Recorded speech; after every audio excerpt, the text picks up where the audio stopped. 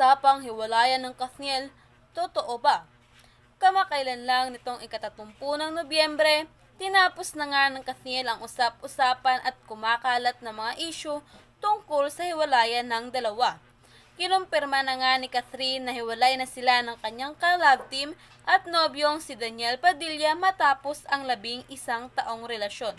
Sa Instagram post ni Catherine, sinabi niya na 21 taon siyang nasa showbiz, 12 taon ang kalahati nito ay Kathniel at 11 taon na isang babaeng nagmamahal kay Deej kahit sa likod ng kamera.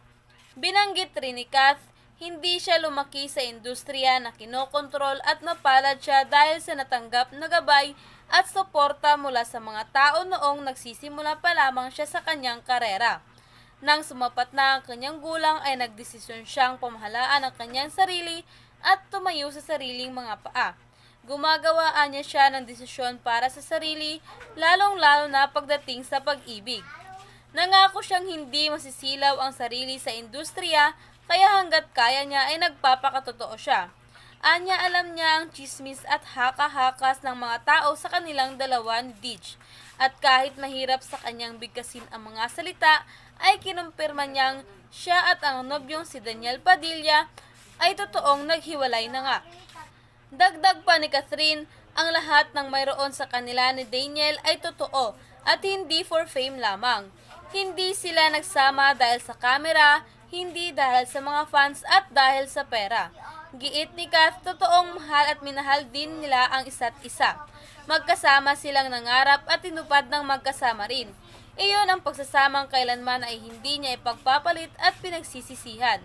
Si Daniel anya ang kauna-unahang naging nobyo ni Catherine at hindi mawawala ang pagmamahal niya para dito. Katulad ng ibang relasyon ay sinubukan rin ng Kathniel na maisalba ang kanilang relasyon, ngunit kailangan nilang tanggapin na hindi na nga maibabalik kung anuman sila noon. Anya, it is unfair na mag-pretend silang dalawa na maayos at katulad pa rin ng dati ang lahat.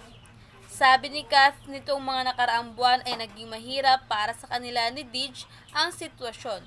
Salamat anya dahil binigyan sila ng oras para iproseso ang sakit na kanilang naramdaman. At ang love story nila ay nagsimula anya ng may respeto at matatapos ng may respeto rin. May mensahe naman sa mga fans si Catherine, batid umano niyang nasasaktan ang mga Kathniel gaya ng nararamdaman nila ni Deej, pero sana ay maintindihan sila ng mga fans. Dagdag pa ni Kath na patuloy nilang susuportahan ni Deej ang isa't isa. At sa huli ay nagbigay ng mensahe si Kath kay Deej na magandang 11 taon ang ibinigay ni Deej kay Kath. Isang klase ng pagmamahal na kahit kailan ay hindi niya makakalimutan. Ito na nga ang hinihintay ng mga netizen. Totoo ang chismis mga kaalisto. Catherine Bernardo at Daniel Padilla confirmed, hiwalay na. Ako si Menely Joy Limbaga, Alisto Balita.